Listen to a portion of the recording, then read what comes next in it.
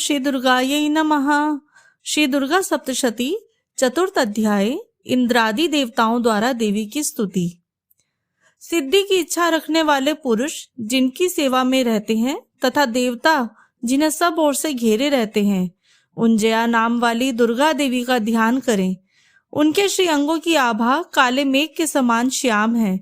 वे अपने कटाक्षों से शत्रु समूह को भय प्रदान करती हैं। उनके मस्तक पर आबद्ध चंद्रमा की रेखा शोभा पाती है। वे अपने हाथों में शंख, चक्र, कृपाण और त्रिशूल धारण करती हैं। उनके 3 नेत्र हैं।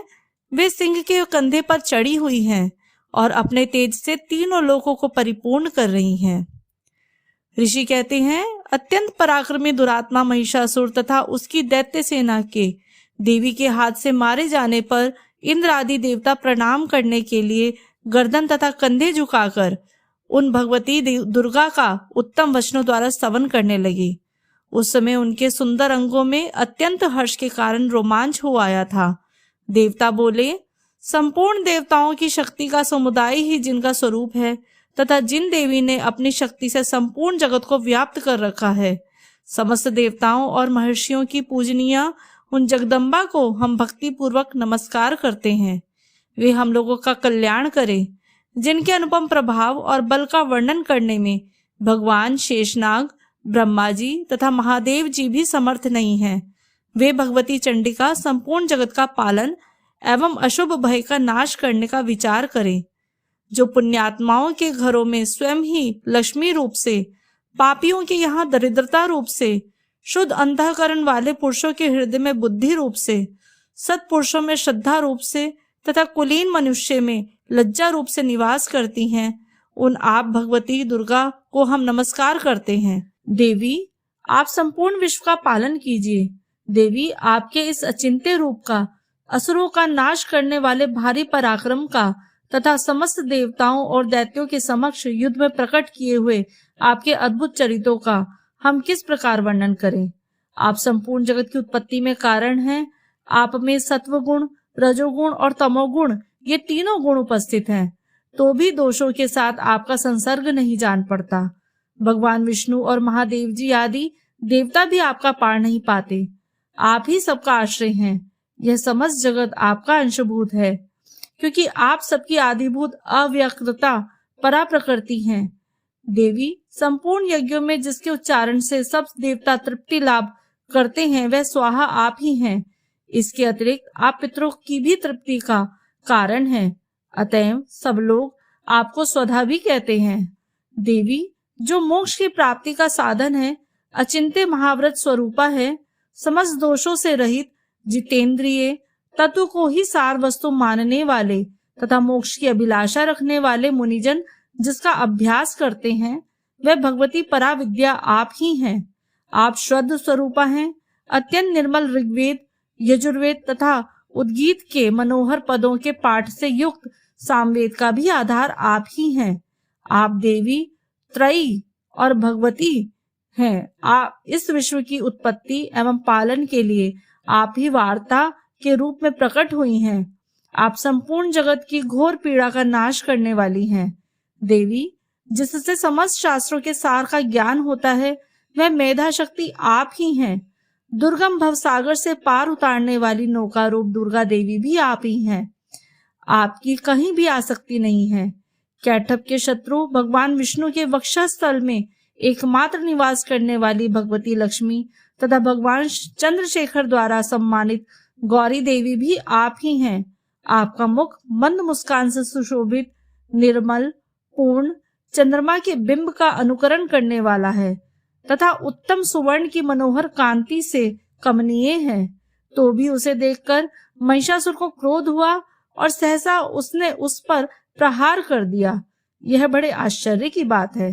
देवी, वही मुख जब क्रोध से युक्त होने पर उदय काल के चंद्रमा की भांति लाल और तनी हुई भुहों के कारण विकराल हो उठा, तब उसे देखकर जो महिषासुर के प्राण तुरंत नहीं निकल गए, यह उससे भी बड़ा आश्चर्य है, क्योंकि क्रोध से भरे हुए यमराज को देखकर भला कौन जीवित रह सकता है। देवी, आप प्रसन्न हो परमात्म स्वरूपा आपके प्रसन्न होने पर जगत का अभ्युदय होता है और क्रोध में भर जाने पर आप तत्काल ही कितने कुलों का सर्वनाश कर डालती हैं।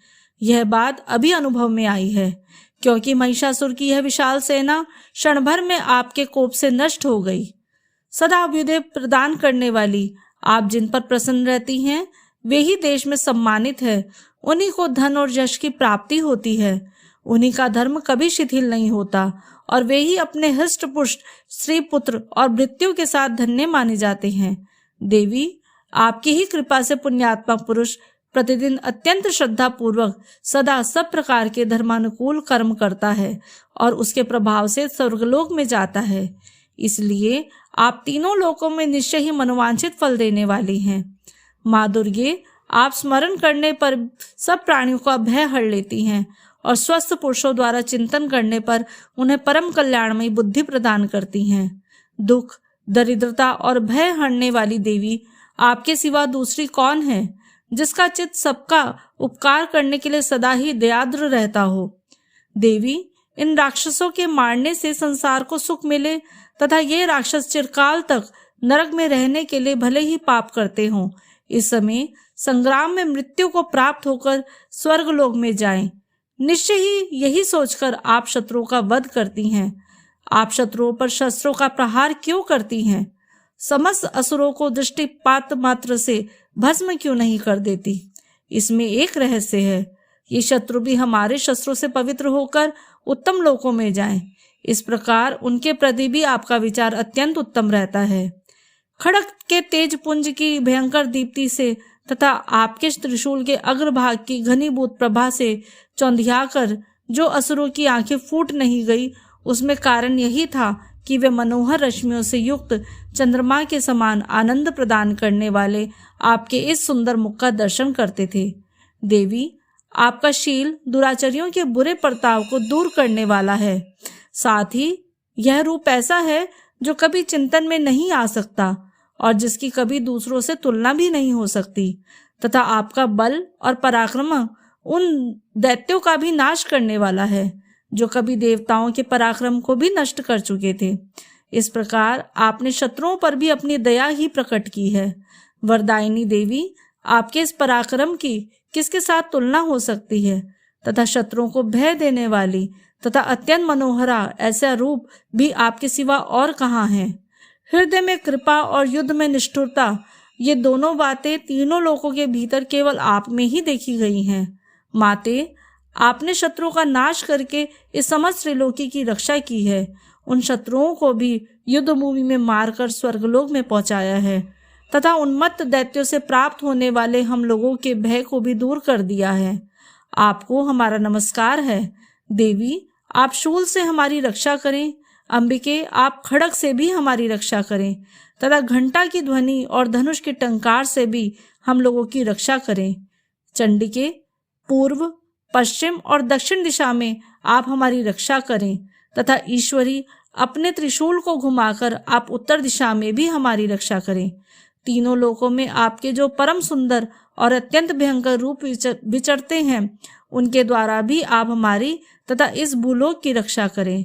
अंबिके, आपके कर पल्लवों में शोभा पाने वाले खड़ग, शूल और गदा आदि जो जो अस्त्र हों, उन सब के द्वारा आप सब ओर से हमारी रक्षा करें।